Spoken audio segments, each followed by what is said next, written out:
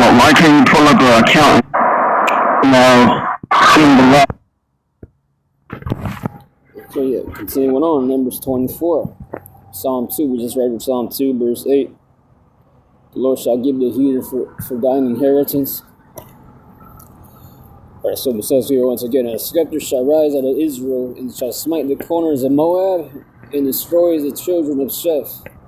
That's Canaan, Canaanites, Sheph. And Edom shall be a possession. Seir shall be a possession. Seir is the capital of Edom.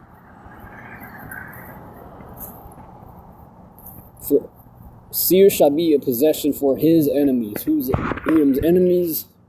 That's Israel. Ishmael ain't never been at war with Edom like we have in the annals of history.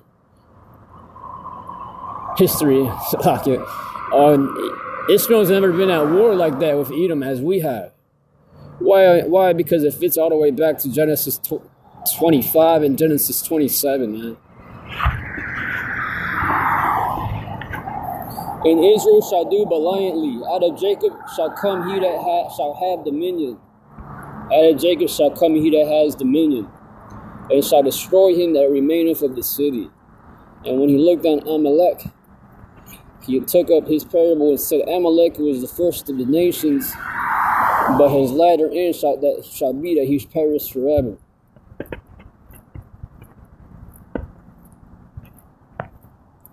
And come, that's the point there. That it mentions Shittim, Asher, perishing forever as well. So that's the point right there.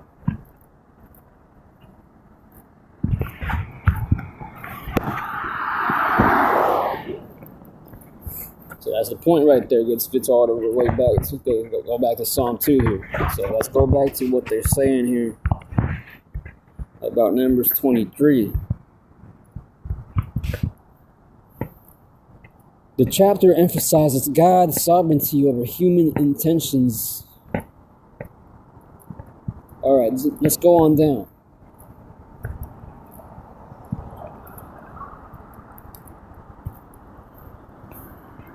Okay. It says Israel's unbreakability. The pronouncements also describe Israel's strength, seeing that nobody can curse the Israelites, and that no magic has any power to hurt them.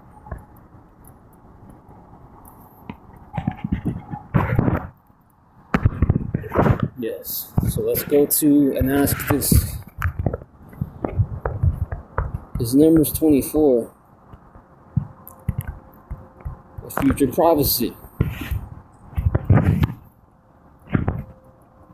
It says yes, Numbers 24 contains significant prophecies looking for the future, including the messianic prediction of a star and a scepter emerging from Jacob, widely interpreted as a reference to the Messiah.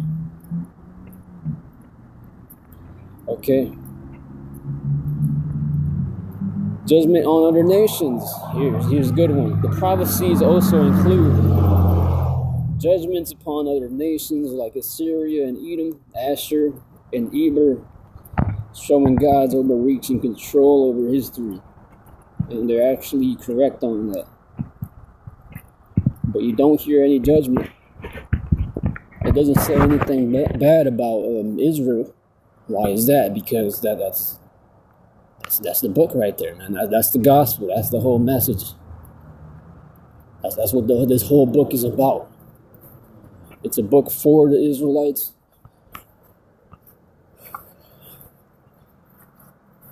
Salvation for the Israelites, about the Israelites.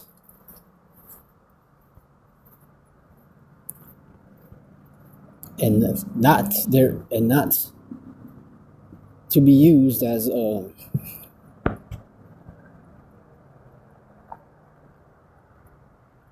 false doctrine, a made-up doctrine to say all other nations are also going to be blessed and saved with Israel. Ultimately, they are, but not in the way Christians are taking the interpretation as, man. Because ultimately you're going to be blessed by learning the law, statutes, and commandments. But that's going to be after a while. It's going to take a while for that to happen. After the first 1,000 years. So that's really the point there.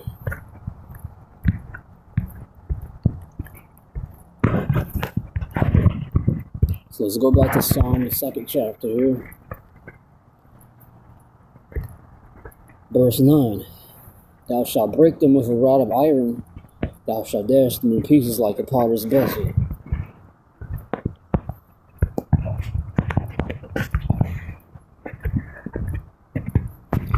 Yeah.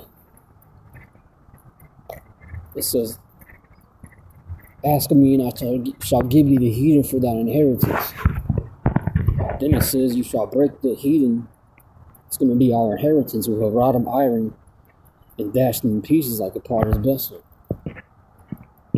Okay, that wouldn't be happening because this is a prophecy which aligns with Numbers 23, 24.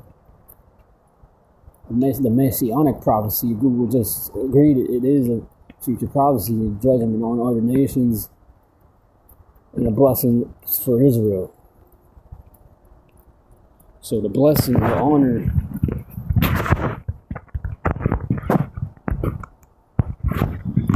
honor which fits with Psalm 149 as well. 7. To execute vengeance upon the heathen and punishments upon the people, to bind their king with chains and their nobles with fetters of iron.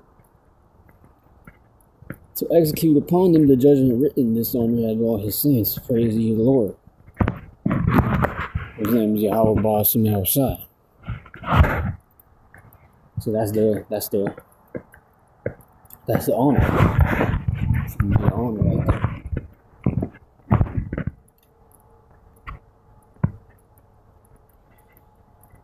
To break them with a rod of iron, dash them in pieces like a potter's vessel. That is the honor. Okay, going back to Deuteronomy 7, the Lord shall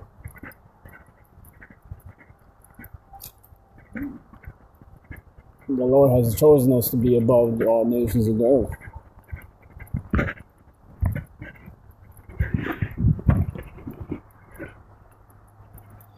Be wise now, therefore, ye kings, be instructed, ye judges of the earth.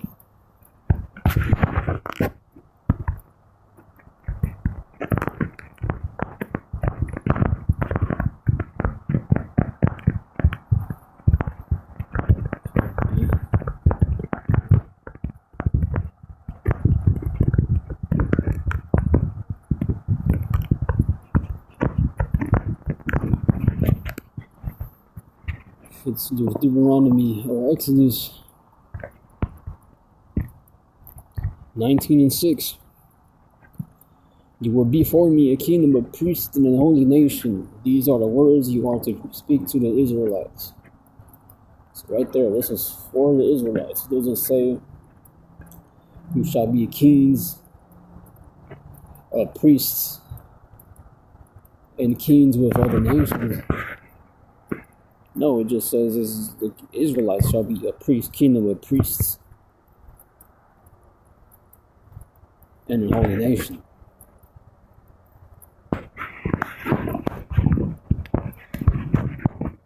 The priests were the ones that would teach the laws to the other Israelites, going into the Levites. But in the new covenant, all Israelite men, whatever tribe they're from, they're going to be priests.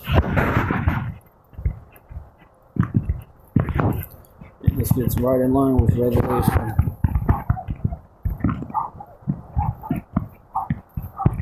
Revelation 13 here. Okay. This is Revelation 13:10.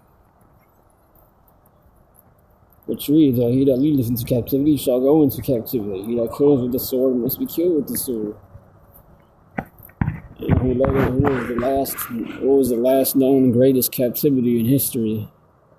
No coincidence, damn near right at the smack end of this kingdom. Because this is part of the feat with iron mixed with clay in Reverend Daniel's 2nd chapter. So around the end of the last kingdom of the statue Nebuchadnezzar in his dream he had, there was going to be a great slavery, a great persecution upon the 12 tribes of Israel. And this right here is mentioned in it in Revelation 13:10, which fits right in line with scripture that says, as that was done unto my people Israel, it shall be done unto thee. So it's no coincidence that this links up with that. As that was done. I think that's in Obadiah. Yeah, so in Obadiah. The book of Obadiah. Obadiah, verse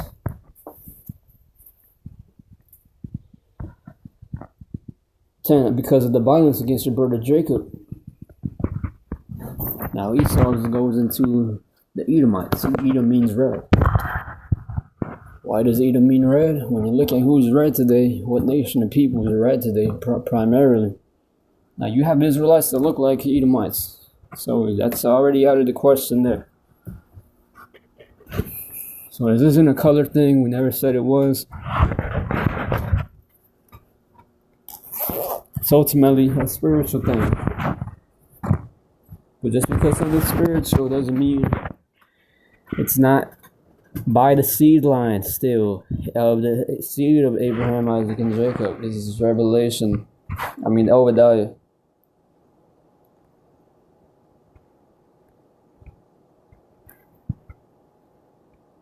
Verse 15. The day of the Lord is near for all nations. As you have done, it will be done unto you.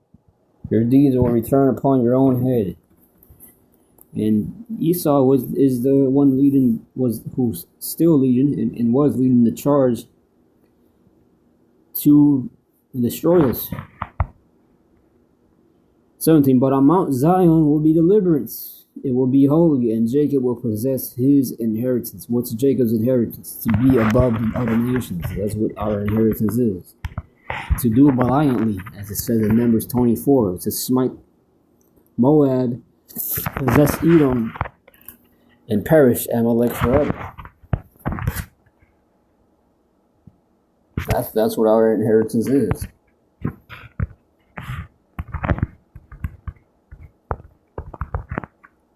Was it Deuteronomy 7:4?